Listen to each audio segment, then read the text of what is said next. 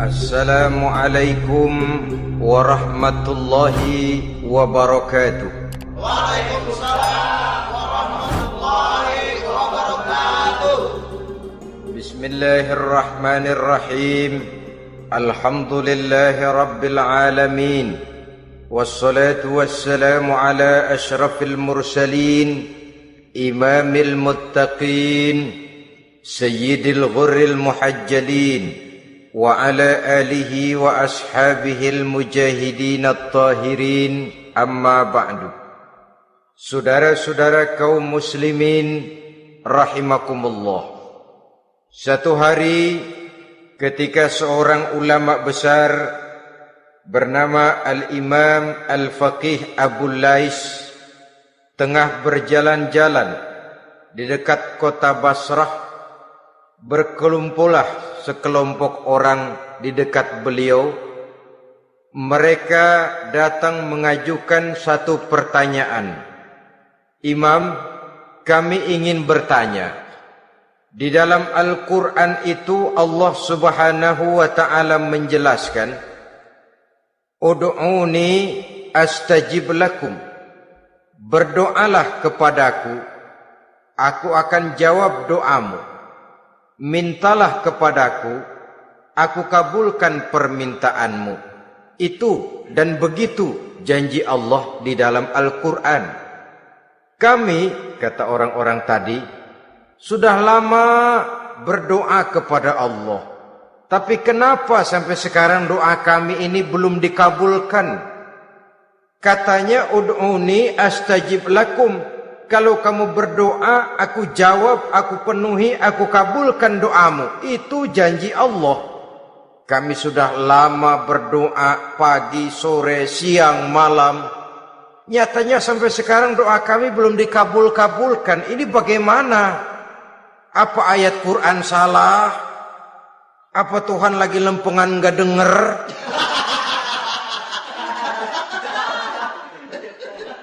Apa doa kami yang terbalik? Kelihatannya sepele saja ini. Doa tidak didengar oleh Allah. Permohonan tidak dijawab, tidak dikabulkan oleh Allah. Tapi sebenarnya kalau kita mau merenung, kemalangan apa yang paling besar dalam kehidupan ini? Selain daripada kalau permohonan dan doa kita sudah tidak dihiraukan oleh Allah. Artinya hidup sudah tidak diopeni oleh Allah. Jangankan Allah, saudara-saudara, kita nggak diopeni sama mertua saja bingung. Ini mertua diem aja, kalau saya salah apa salahnya, kalau ada yang dikepengenin apa kepengenannya, boyak ngomong kenapa diem begitu. Ini tidak diopeni oleh Allah. Kemalangan apa yang lebih malang selain daripada kalau doa tidak didengar oleh Allah? Itu sudah kemalangan yang paling malang, lebih malang dari kota Malang saya kira.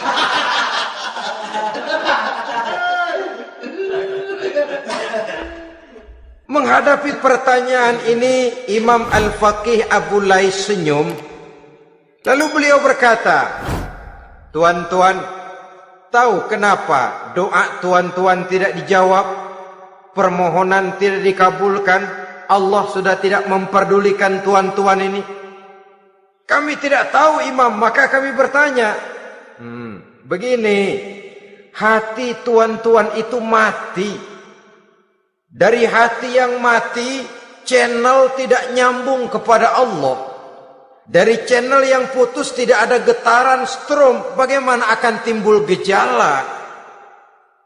Hatimu mati, jadi pantas kalau doa tidak dikabulkan, permohonan tidak dipenuhi, doa tidak terjawab, hatimu mati.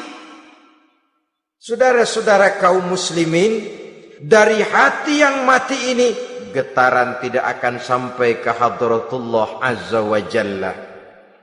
Nah, ini juga satu penyakit yang kita sangat khawatirkan, yaitu apabila hati kita sudah mati selagi jasad masih hidup. Artinya, jadilah kita bangkai berjalan di hadapan Allah Subhanahu wa ta'ala. Sementara kita sangat disibukkan dengan menggali berbagai macam jenis obat penangkal penyakit zahir, dan kita kurang perhatian untuk mencari obat penangkal penyakit batin yang kalau diserang penyakitnya menghancurkan kehidupan abadi di akhirat nanti. Perkembangan ilmu kedokteran nyata benar diikuti dengan perkembangan jenis-jenis penyakit. Makin maju ilmu kedokteran, makin modern penyakit. Ngerti juga rupanya itu penyakit. Dulu kita tidak kenal yang namanya AIDS. Kita tidak tahu yang namanya liver. Kita tidak kenal yang namanya stres. Paling yang banyak cika, masuk angin, dan sebagainya. Tapi baiklah, penyakit-penyakit batin yang menyebabkan hati menjadi mati, dan dari hati yang mati, doa tidak naik, tidak didengarkan oleh Allah Subhanahu wa ta'ala. Nah, kata orang-orang tadi, yang menyebabkan hati kami mati ini apa, Imam? Beliau menjawab, pertama, araftumullaha wa lam tu'tuhu haqqahu. Yang menyebabkan hatimu jadi mati, pertama, kamu kenal benar kepada Allah, tapi haknya untuk disembah, kewajibanmu untuk menyembah, tidak pernah kamu laksanakan. Bagaimana Allah tidak akan jauh dari kita kalau kita tidak akan mengadakan pendekatan kepadanya. Dan pendekatan kepada Allah hanya bisa kita tempuh melalui jalur kegiatan ritual ibadah. Allah akan terlalu jauh apabila kita hanya membicarakannya lewat filsafat dan renungan yang mendalam. Tapi Allah akan dekat dan terasa hadir dalam hidup apabila kita dekati ia dengan pelaksanaan ibadah kepadanya. Kamu kenal Allah, tapi hakmu untuk menyembah, kewajibanmu untuk menyembah, haknya untuk disembah, tidak pernah kamu laksanakan. Kalau soal Allah, kita kenal bukan main. Bahkan tidak hanya kita mengajarkan kenal juga kepada anak-anak kita. Kalau ditanya siapa pencipta matahari, bulan dan bintang? Allah. Siapa pencipta lautan, gunung, hutan belantara dan sungai-sungai? Allah. Siapa pencipta bumi, matahari dan sebagainya? Allah. Sembahyang apa enggak? Bagaimana nanti?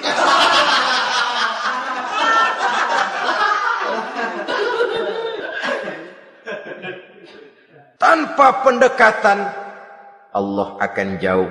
Apabila Allah jauh, maka doa tidak akan didengarkan olehnya. Oleh sebab itu, logika mengajarkan kepada kita, berpayahlah dulu, wa mal ladzatu illa ba'da ta'ab, inna ma'al usri yusra. Di balik kesulitan menunggu kemudahan. Nikmat baru akan terasa, kelezatan hidup baru akan terasa setelah kita jerih payah banting tulang peras keringat. Rasanya memang lebih nikmat sepotong singkong hasil cucuran keringat sendiri ketimbang roti dijejelin orang. Ini berarti kita ingin mohon pertolongan kepada Allah, sementara dengan Allah sendiri kita jauh.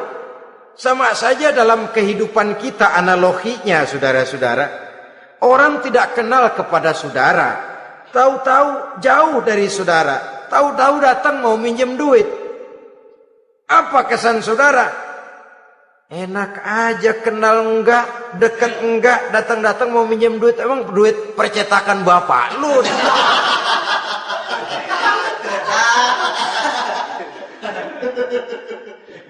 Sedangkan yang kita kenal, sedangkan yang kita bertemu tiap hari, sedangkan yang sering datang ke tempat kita, kalau satu saat dia pinjam duit, toh kita kadang-kadang masih mikir. Apalagi datang nggak pernah, berkunjung nggak pernah, ngobrol nggak pernah. Apalagi Kenal juga nggak pernah. Datang-datang mau minta. Macam apa? Datang nemuin Tuhan setahun 2 kali. Idul Fitri, doang Idul Adha. Doa cerewet banget. Apa aja diminta.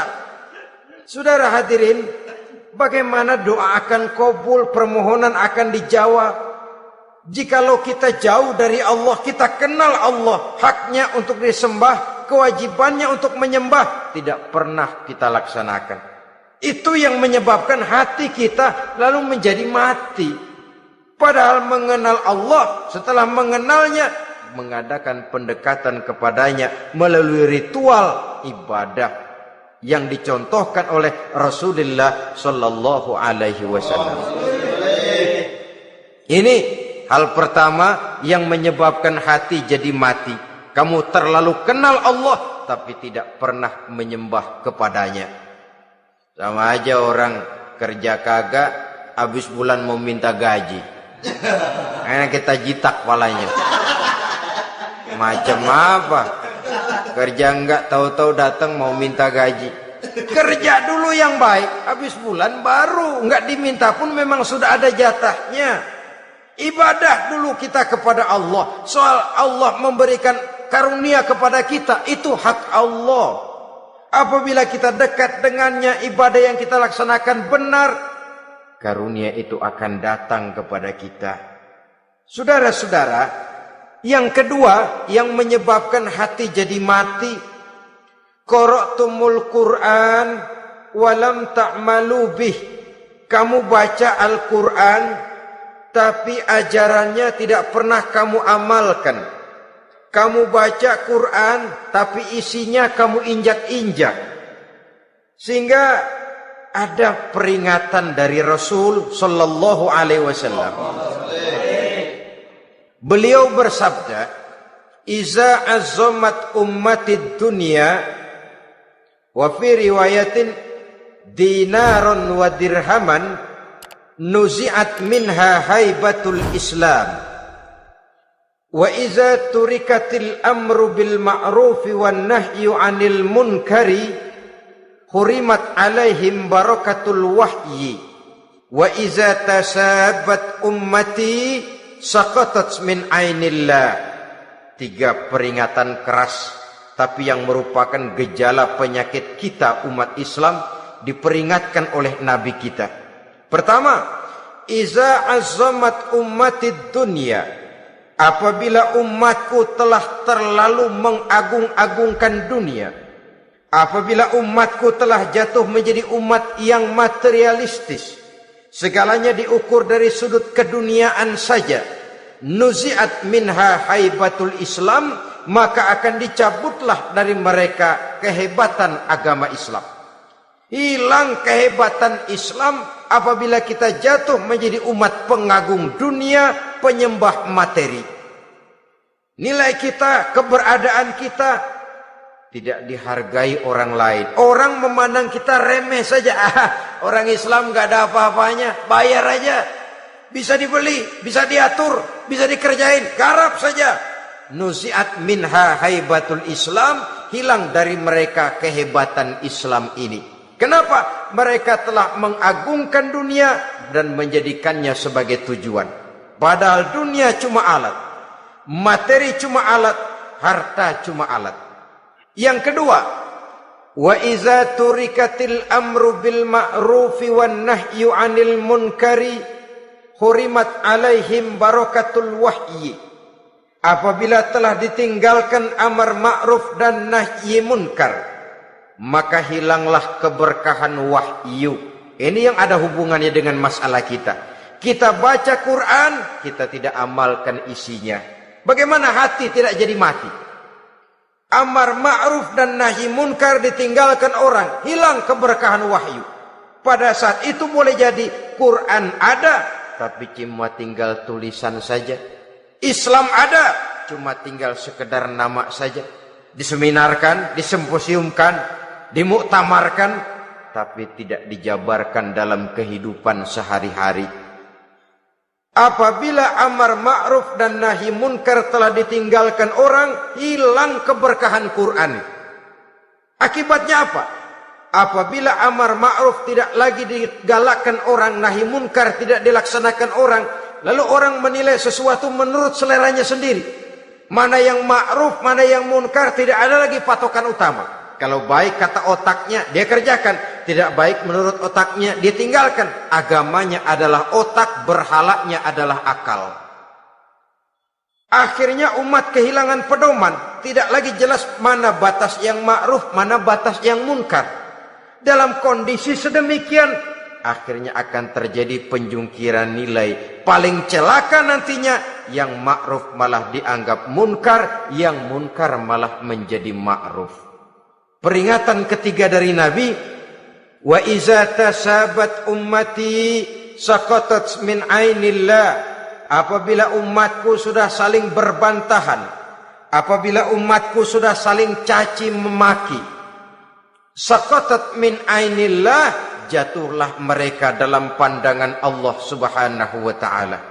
Hilang wibawa umat yang sudah saling mencaci maki, saling menjatuhkan, saling gasak, gesek, gosok.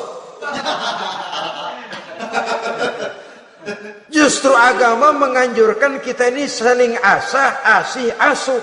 Kadang yang kita praktekkan kita ini saling gasak. Yang kedua, saling gesek. Yang ketiga, saling gosok. Gasak, gesek, gosok. Kacau kita ini. Saling gasak, menjegal kawan seiring, menggunting dalam lipatan. Saling gosok, fitnah sana, fitnah sini. Saling gesek, sikut kiri, sikut kanan. Tidak peduli orang lain luka dan sebagainya. Yang penting dia bisa nangkring. Jatuh kita dalam pandangan Allah apabila umat sudah saling mencaci maki. Maka kita kembali kepada persoalan. Hal kedua yang menyebabkan hati jadi mati, qara'tumul Qur'an walam ta'malu bih. Kita baca Al-Quran tapi ajarannya nyaris tidak kita amalkan di dalam kehidupan kita. Akibatnya hati lalu jadi mati. Itu yang kedua.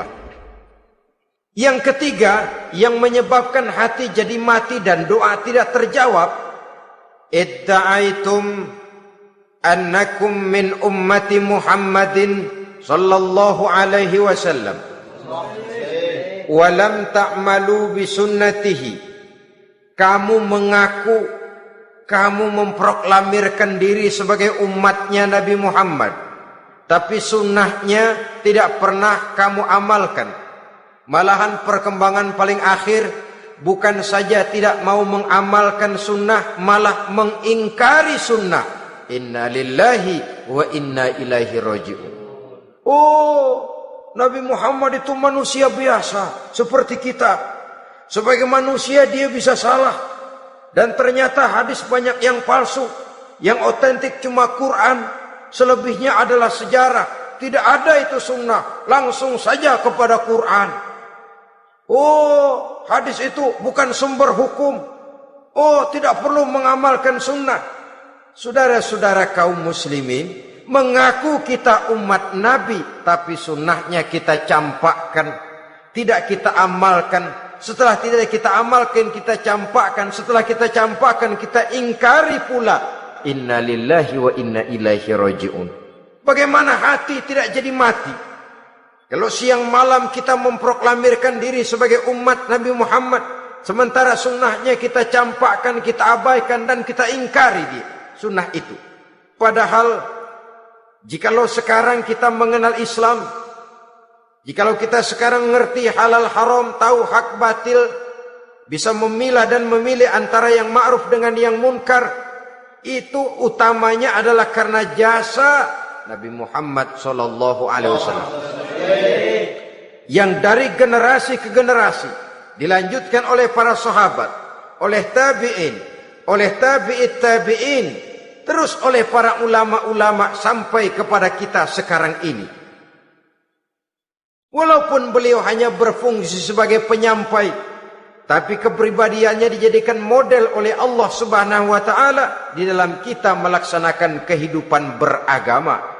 Bahwa beliau manusia seperti kita, memang dalam arti unsur biologisnya ya manusia, punya darah, punya daging, punya hati, punya perasaan, bisa sedih, bisa gembira, tetapi beliau itu termasuk basyarun la kal basyar, manusia yang tidak seperti manusia pada umumnya, punya spesifik, dan itu wajar sebagai seorang rasul pilihan Allah, apalagi merupakan rasul pilihan dari sekian puluh pilihan.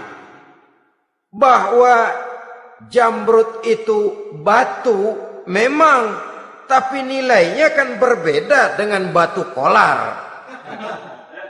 Satu truk batu kolar dengan barangkali segenggam batu jamrud, nilainya tentu jauh lebih mahal batu jamrud.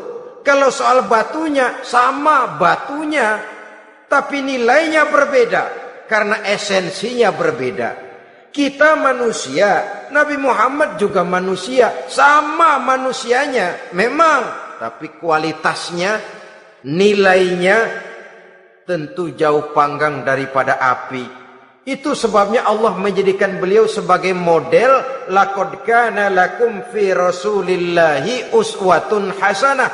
Di dalam diri Rasul itu terdapat contoh teladan yang sangat baik bagi kita. Oleh karenanya, pada pertemuan kali ini, apabila kita konsekuen mengaku umat Nabi Muhammad, marilah konsekuen juga menegakkan sunnahnya. Yang keempat, yang menyebabkan hati jadi mati dan doa tidak terjawab, akaltum ni'mata rabbikum walam tashkurulah. Tiap hari kamu makan nikmat Tuhanmu, tapi kamu tidak pernah mau bersyukur kepadanya, kepada Allah Subhanahu wa ta'ala. Nikmat Tuhan kita doyan banget, tidak pernah sehari dan sesaat pun terlepas diri dan hidup ini dari nikmat-nikmat yang diberikan Allah. Sejak kita bangun tidur sampai tidur kembali, bahkan tidur itu sendiri, di pasar, di sawah, di kantor, dimanapun kita berada, nggak pernah nikmat Allah berhenti.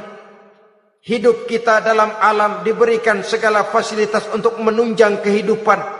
Nggak pernah Allah pasang pajak matahari, nggak pernah Allah pasang pajak gas udara.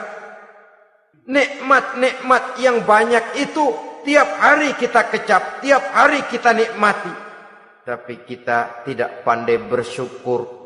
Padahal Allah memberikan peringatan keras dalam hadis qudsinya, man lam yashkur ala na'mai wa lam yasbir ala balai falyakhruj min tahti samai wal yatlub rabban siwaya. Siapa yang tidak mau bersyukur terhadap nikmat yang aku berikan kepadanya, dan tidak mau bersabar terhadap ujian yang aku berikan kepadanya, silahkan keluar saja dari kolong langit ini dan cari Tuhan selain aku. Diusir oleh Allah. Kalau orang tidak mau bersyukur terhadap nikmat yang aku berikan, dan tidak mau bersabar terhadap ujian yang aku timpakan, keluar dari kolong langitku, keluar, cari Tuhan selain aku. Diusir. Lah yang ngusir Allah. Anak sekarang bilang mau ke Menong.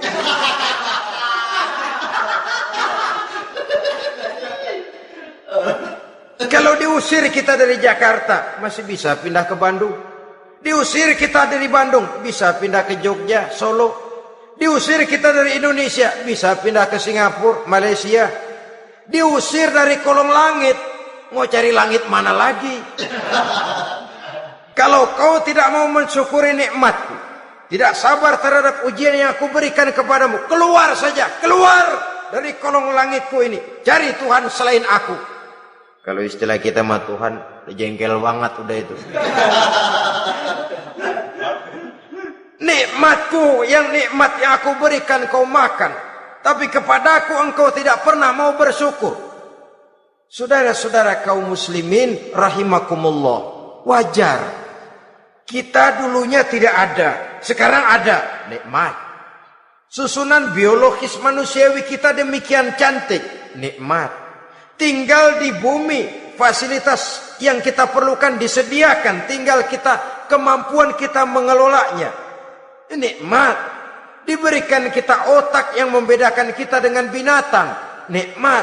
Diberikan kita agama, diutus para rasul untuk jadi model dalam kehidupan kita, nikmat. Kalau cara kita emang kurang apa sih? Apa yang kurang, hai manusia? Engkau tidak ada, aku adakan. Kalau aku perintahkan kau tinggal di bulan, mungkin kau tidak akan sanggup hidup. Begitu lahir juga kelepek-kelepek habis. Ya nggak ada HO2 toh di bulan. Mau ngisap apa? Aku tinggalkan kau, aku perintahkan tinggal di permukaan bumi. Alamnya indah, fasilitas serba menunjang. Nikmati semuanya, semuanya untuk kamu, semuanya. Satu pintaku, syukuri nikmat yang aku berikan kepadamu. Ya bukan cuma syukur dalam ucapan, syukur dalam perbuatan. Banyak nikmat yang diterima, makin banyak dia sujud, makin banyak dia ruku, makin banyak dia mengadakan pendekatan kepada Allah. Syukur dalam artian berupa tindakan dan perbuatan, mempergunakan nikmat sesuai dengan kehendak yang memberikan nikmat itu sendiri kepada kita. Saudara-saudara kaum muslimin rahimakumullah, ini penyakit yang keempat. Kamu makan nikmat Tuhanmu, tapi kamu tidak pernah pandai bersyukur kepadanya, mensyukuri nikmat yang diberikan tadi. Bagaimana hati tidak jadi mati? Kita sibuk mempersolek jasmani, mencari obat penangkal penyakit zahir.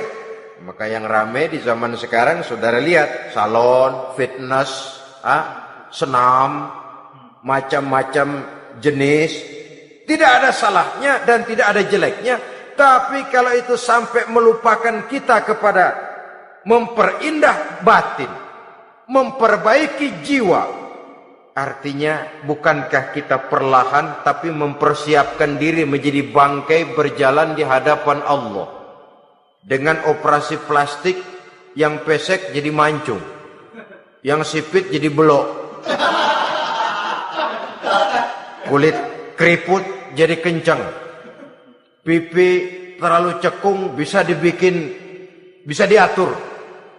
Saudara-saudara, tapi kalau hati yang rusak, jiwa yang rusak, kemana lagi kita akan berobat kalau bukan kepada agama?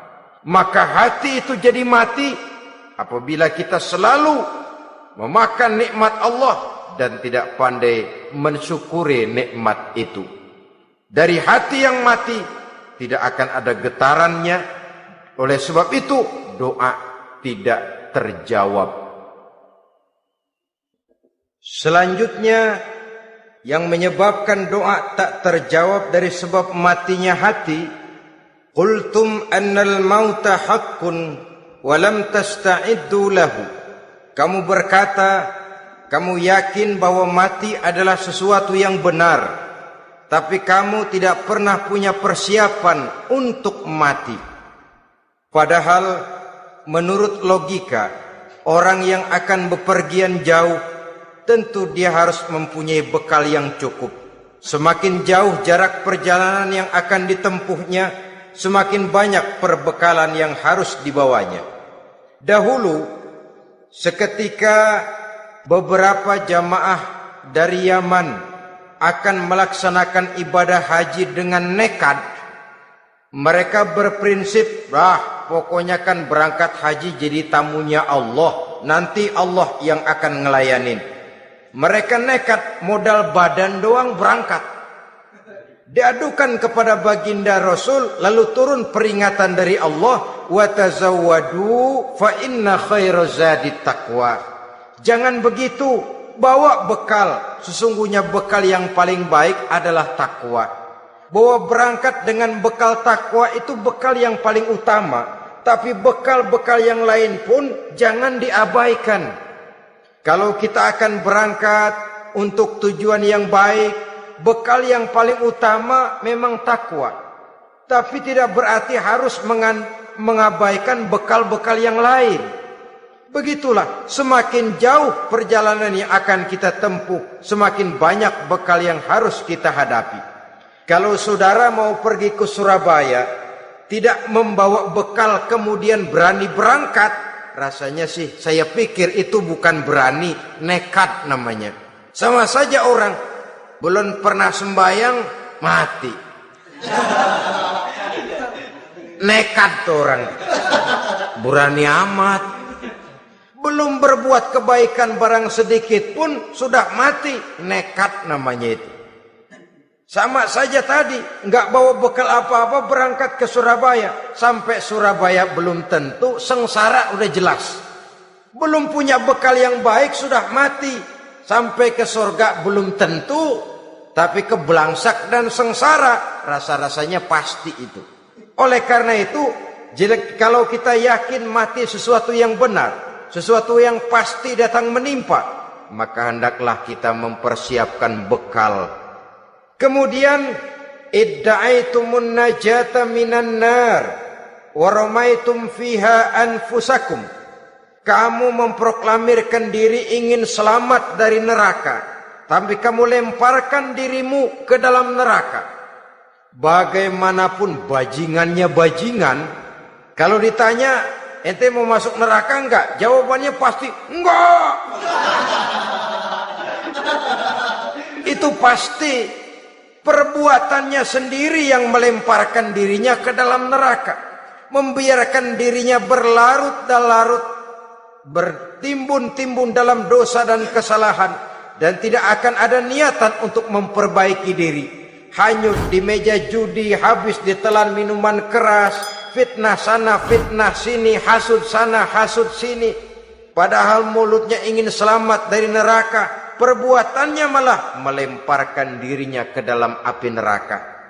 Tidak ada orang yang lebih sayang kepada diri kita selain kita sendiri.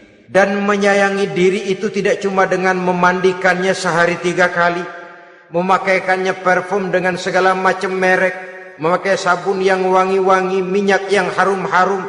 Lebih daripada itu, jaga dan sayangi diri. Jangan jatuhkan dia ke dalam perbuatan-perbuatan yang bisa menjerumuskan diri itu ke dalam neraka. Kemudian disambung oleh Imam Al-Faqih Abu Lais yang menyebabkan doa tidak terjawab karena hati mati. Idda'aitum dukhulal jannah walam ta'malu laha. Kamu ingin masuk surga, tapi kamu berat mengamalkan perbuatan yang bisa menyampaikan kamu ke surga. Semua kita kalau ditanya, mau masuk surga? Mau. Tapi jarang yang berlomba melakukan perbuatan-perbuatan yang bisa menyampaikan kita ke surga. Kemudian yang terakhir kata Imam Al-Faqih Abu Lais, dafantum mautakum walam ta'tabiru laha. Kamu menguburkan orang yang mati di antara kamu, tapi kamu tidak bisa mengambil iktibar, tidak bisa mengambil pelajaran dari mayit yang jenazah yang kau kuburkan itu. Mestinya kan nguburin orang tuh membuat sadar. Iya, kalau sekarang dia saya baringkan di liang lahat, menghadap ke arah kiblat, bantalnya tanah, setelah itu ditutup dengan papan, lalu ditimbun dengan tanah. Iya, sekarang giliran dia, giliran saya, entah besok, lusa, bulan depan, tahun depan, tapi pasti mengubur mayat, mengubur jenazah, tapi tidak bisa mengambil iktibar dari yang dilaksanakannya itu. Ini merupakan penyakit-penyakit batin yang merupakan handicap, yang menimbulkan jarak antara kita dengan Allah Subhanahu wa ta'ala. Pantas kalau itu semua ada pada diri kita, hati jadi mati. Dari hati yang mati, doa tidak akan tembus. Kita tidak lagi akan diperdulikan oleh Allah Subhanahu wa ta'ala. Dan itu sekali lagi kemalangan yang terbesar dalam kehidupan kita. Bagaimana jalan keluarnya?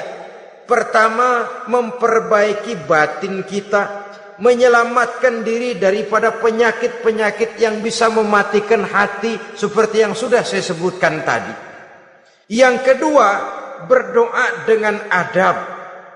Sehingga tata cara di dalam kita bermohon kepada Allah Subhanahu wa taala dibicarakan secara khusus oleh Al-Imamul Ghazali dalam kitab Ihya beliau yang disebut adabud doa. Adab di dalam kita melaksanakan doa kepada Allah Subhanahu wa taala.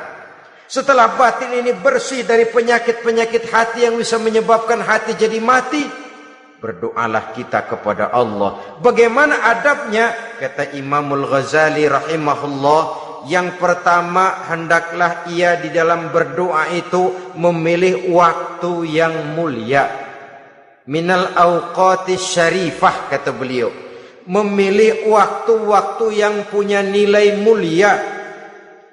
Ramadan dalam 1 tahun, Jumat dalam tiap minggu, sepertiga malam yang akhir pada setiap hari.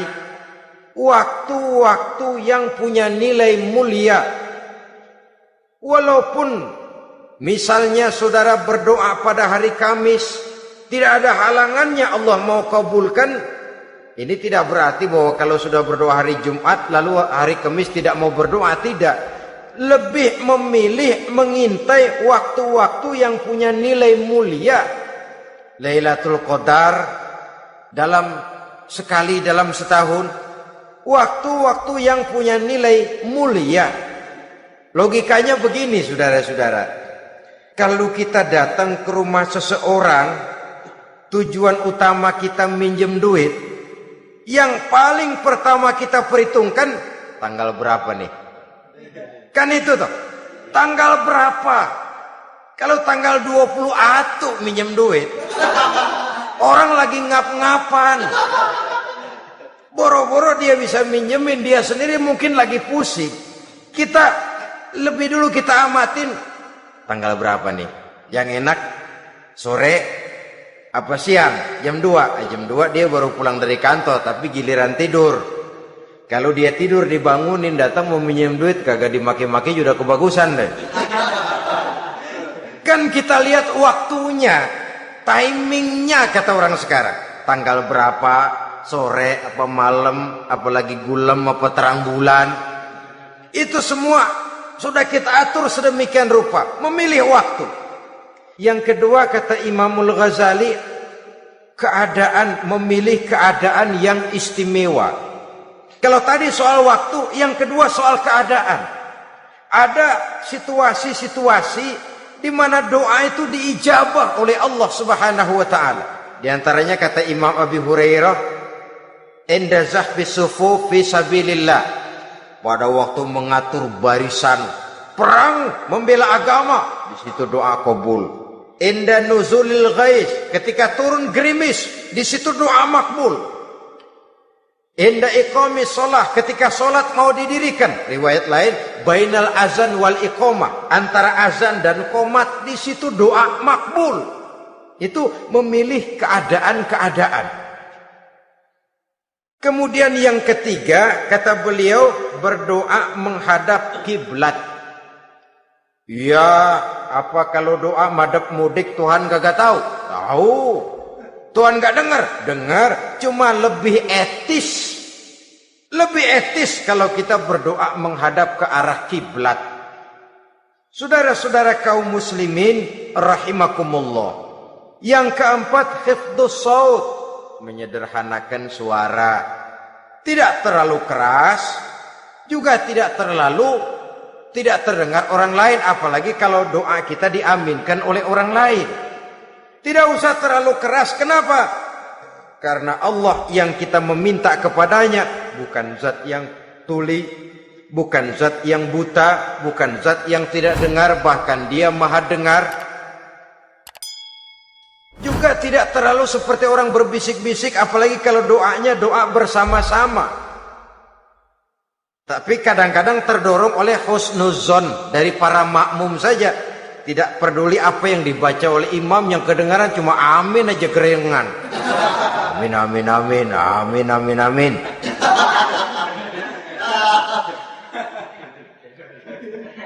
Juga tidak terlalu keras.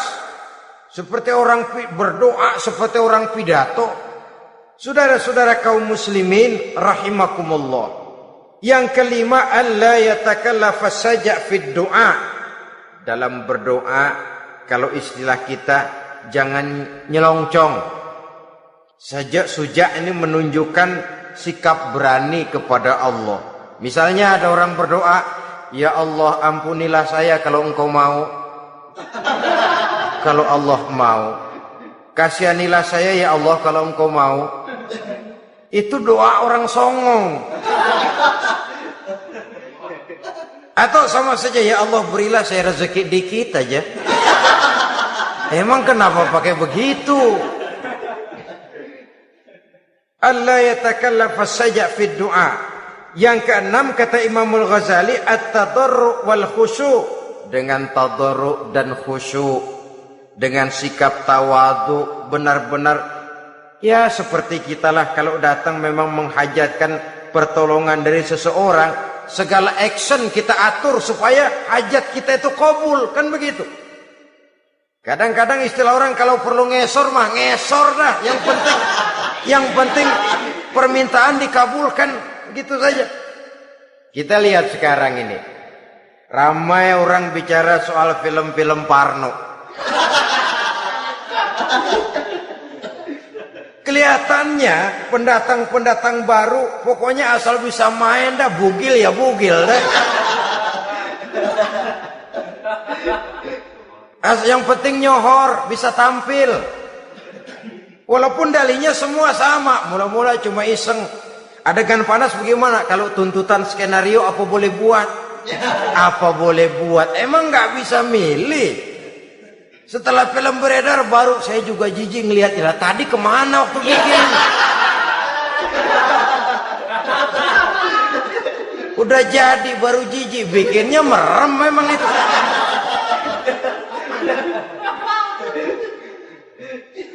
Tapi ada satu analogi, asal bisa main, asal bisa tampil di layar, apa saja jadi taruhan sudah. Bugil ya bugil dah, nggak soal dah, pokoknya bisa main, tampil, nyohor, masuk koran.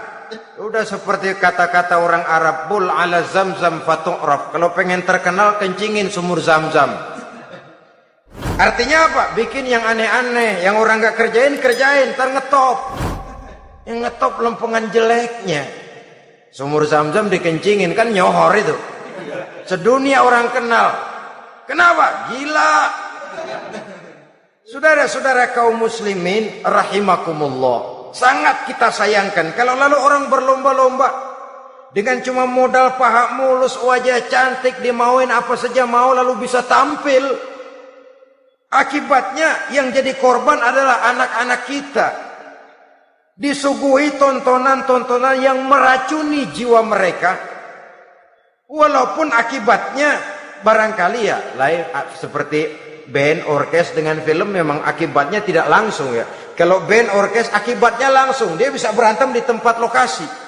Film orang nonton tahu dia di tempat itu, bukan di tempat itu dia praktek, pulang jadi pikiran dia. Tadi serem ya, ntar kalau udah kesempatan kita praktek. Ntar ngancemnya itu yang gak enak. Tapi yang saya analogkan dengan persoalan kita, tingkah pola artis apapun dilakukan asal bisa main. Nah itu tuh, asal dapat kesempatan acting. Dalihnya ya tuntutan skenario lah, iseng lah, macem-macem lah. Tapi yang jelas satu target, saya harus dapat kesempatan main. Untuk sampai ke situ, cara apa saja harus saya tempuh. Tidak peduli harus menginjak-injak norma dan budaya bangsa yang luhur. Tidak peduli harus bertentangan dengan kaidah agama. Tidak peduli hasilnya meracuni umat masyarakat, terutama generasi muda. Yang penting kan ngetop. Saudara-saudara, baiklah ya, itu soal lain. Tapi soal kita ialah at-tadarru wal khusyu'. Bermohon kepada Allah dengan tadarru', khusyuk dan tawadu. Seperti kalau kita mau bermohon kepada seseorang, kita merendahkan diri. Pak, saya memang orang gak mampu, Pak. Utang saya udah selebar kampung, Pak. Anak udah 16 seperempat. Apa saja kita meratap, menghibah, mengeluh, merintih, ujungnya kan yang penting gue pinjam duit dapat dah gitu. Apa kayak diomongin, pokoknya pulang bawa duit, itu saja. Itu strategi manusiawi. Kalau ini kita adakan konteks, oh iya, kepada Allah lebih lagi kita tadarruk, khusyuk, tawadhu. Doa dengan tawadhu, sebab kita akan bermohon kepada yang serba maha. Menghadap ke arah kiblat, duduk bertafakur dengan khusyuk, tawadhu. Jangan doa sembari tolak pinggang.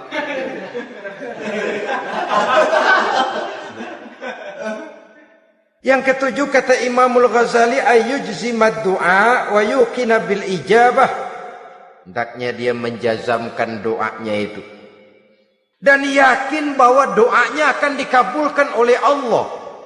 Sebab kata Nabi, innallaha la yaqbalu du'aan min qalbin ghafilin lahin. Allah subhanahu wa ta'ala tidak akan menerima doa dari hati yang lalai dan main-main. Doa ke orang ugah-ugahan.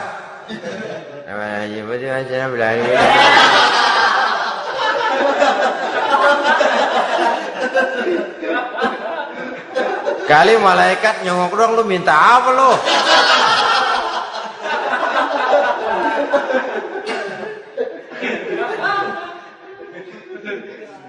Seperti tadi itu, kita datang mau minjem duit sama orang, ngomongnya ogah-ogahan. Minjem duit dikasih syukur enggak, ya udah.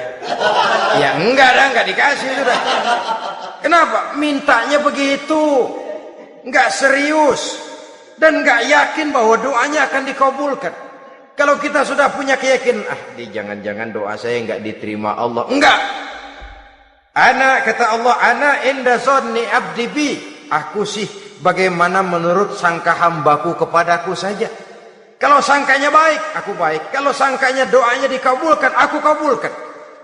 So itu doa harus dengan pasti dan harus dengan yakin doa itu akan dikabulkan dan meluruskan harapan, membenarkan cita-cita, meluruskan maksud apabila doa itu dikabulkan oleh Allah Subhanahu wa taala. Saudara-saudara, oleh karenanya jangan doa setengah hati. Jangan berdoa sambil main-main. Apalagi menghadap kiblat dengan dua tangan terangkat sebagaimana dicontohkan oleh Rasulullah sallallahu alaihi wasallam. Bahwa berdoa tanpa mengangkat kedua tangan pun Allah tahu, Allah dengar, tapi kelihatannya kurang serius. Seolah-olah terserah ada Tuhan, mau dikasih ya kasih, enggak ya udah. Seolah-olah kita tidak serius dalam berdoa. Kemudian yang berikutnya kata Imamul Ghazali, ayyaftatahad du'a bi zikrillah fala yabda'u bisu'al. Hendaknya dia mulai berdoa itu dengan menyebut nama Allah, berzikir kepada Allah, fala yabda'u bisu'al, jangan langsung memulai dengan permintaan. Ini tata krama etisnya. Sama juga orang kirim surat, salam sejahtera kami haturkan, padahal mah nggak ada itu juga nggak apa-apa. Itu kan maksud mukaddimah saja. Besar harapan kami semoga Bapak dan keluarga di sini pun berada dalam keadaan sehat walafiat. Selanjutnya kami telah dengar dari berbagai teman tentang kedermawanan Bapak, tentang bantuan Bapak di berbagai bidang yang menyangkut sosial pendidikan. Sehubungan dengan itu maka kami bermaksud mengajukan permohonan. Baru masuk itu mah 15 kalimat kesonoin, urusan lain. Intinya sehubungan dengan itu kami bermaksud memohon kepada Bapak. Kita mulai, salam sejahtera kami haturkan, bersama ini pula kami, macam-macam lah. Sama juga seperti tadi itu, kita datang mau minjem duit, datang karena kita tahu datang habis bulan, malam terang bulan, udaranya sejuk, ngobrol lah kita, dapet teh, apa kabar Pak? Baik. Aduh Bapak sih, untung dah Pak, kayak pemurah lagi. Saya tahu Bapak banyak nyumbang di mana-mana. Di Angon aja tuh orang di Angon.